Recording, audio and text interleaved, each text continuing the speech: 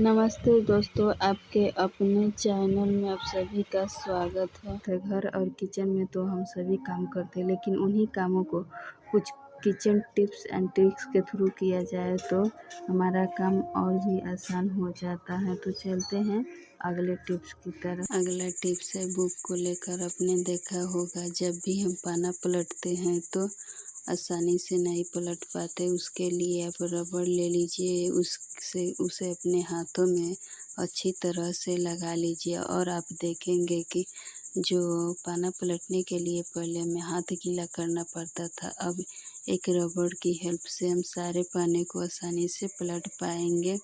और जब पढ़ ले तो उसे वापस से किताब के अंदर रख दे और फिर से जब पढ़ना हो तो आप उसी तरह से फिर से अपने हाथों में लगा के यूज कर सकती हैं।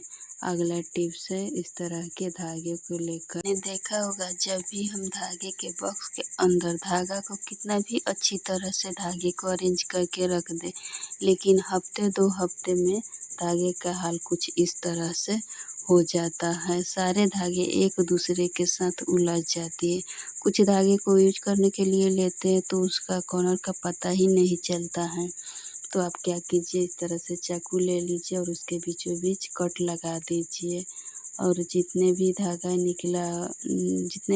निकला है उस सारे धागे को इस तरह से लपेट दे और इसके कॉर्नर को इसके अंदर फंसा दे। इस तरह से सारे धागे को आप अरेंज करके रख दें।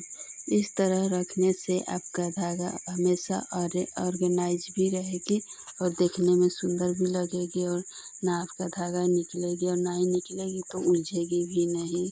हैं अगले टिप्स की तरफ। अगला टिप्स है इस तरह के बिंदी के पत्ते को लेकर। आपने देखा होगा जब भी हम इस तरह के बिंदी के पत्ते का इस्तेमाल करते हैं तो जो पैकेट खाली हो जाता है उसे हम बेकार समझ के फेंक देते हैं। तो फेंके नहीं, आप इस तरह के जितने भी कार्ड है, पैन कार्ड, आधार कार्ड, उसे सारे इस बिंदी के अंदर डाल दें।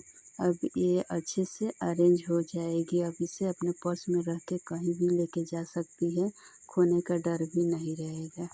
अगला टिप्स है सुई को लेकर। सुई तो हर घर में हर किसी के पास अवेलेबल रहता है, तो आप इसे अरेंज करके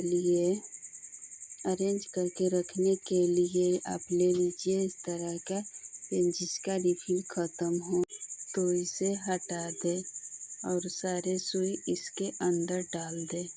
इसमें छोटे बड़े सारे सुई आसानी से आ जाती है। देखिए कितने अच्छे से इसके अंदर सारे सुई अरेंज हो गई है और सारे सुई अच्छी से बाहर भी आ रही है।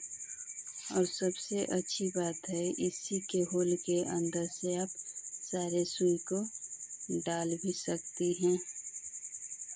सारे सुई इसके अंदर डाल के अब इसके ढक्कन को लगा के रख दीजिए, या फिर आपके पास इस तरह का खाली रिफिल होता है जो पेंसिल के लीड आता है, इस तरह का रिफिल है तो इसमें भी आप सुई को अरेंज करके रख सकती हैं।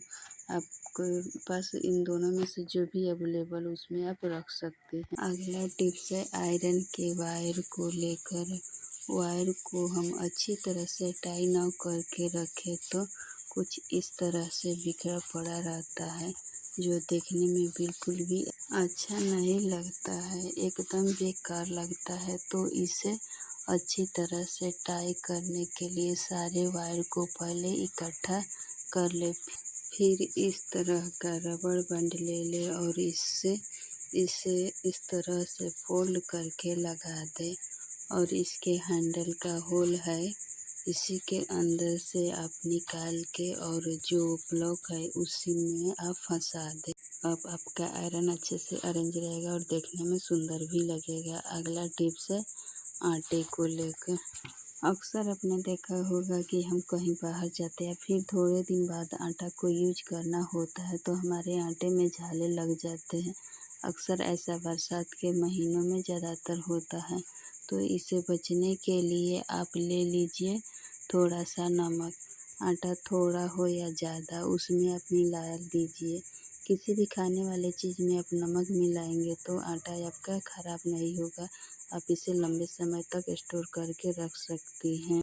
अगला टिप्स है साबुन को लेकर। अगर हम कहीं बाहर जाते हैं, इतना बड़ा साबुन हमारे पास रहता है तो इसे हम लेके नहीं जाना चाहते, क्योंकि इतना बड़ा साबुन गीला हो जाता है तो ये सूखता नहीं है और बार बार साबुन की ज़रूरत पड़ती है। अगर आपके पास भी इतना बड़ा साबुन है या फिर पेपर सोप नहीं है तो आप इस तरह से पीलर ले लें। पीलर की हेल्प से आप इसे आसानी से पील कर ले, आसानी से पील हो जाती है और एकदम पतला पतला स्लाइस भी निकलता है, यानी जितना इस्तेमाल करना है उतना निकलेगा।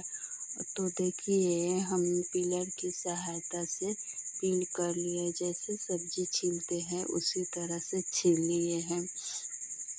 अब उसे हम एक छोटे खाली डब्बा है उसके अंदर डाल देती हूँ। इसके बाद अपने पर्स में रख लेंगे। जब भी आपको साबुन की ज़रूरत होगी हाथ धोने के लिए या फेस धोने के लिए, तो आप इस साबुन के एक टुकड़ा लीजिए और यूज कर लीजिए। मतलब गीला भी नहीं करना होगा और एक साबुन को बार बार यूज भी नहीं करना होगा। तो आपको अगला टिप्स है इस तरह के कैस्टरोल को लेकर। आपने देखा होगा कि जब भी इसके अंदर रोटी रखते हैं इसी तरह से, तो इसमें जो भाप बनती है उसके वजह से इसके नीचे की एक रोटी गीली हो जाती है, जिससे कोई भी खाना पसंद नहीं करता है। तो आप क्या कीजिए, इस तरह का प्लेट ले लीजिए या फिर आपके पास स्टैंड है उसे ले लीजिए और उसमें कॉटन के कपड़ा बिछा फिर अपनी रोटी को रख दीजिए। इस तरह से रखने से आपकी रोटी अंदर से गीली भी नहीं होगी और रोटी गर्म भी रहेगी और नरम भी रहेगी। फ्रेंड्स, आपको अगर ये वीडियो अच्छी लगी हो तो लाइक कीजिए और सब्सक्राइब करना बिल्कुल मत भूलिएगा और दोस्तों के साथ शेयर कीजिए।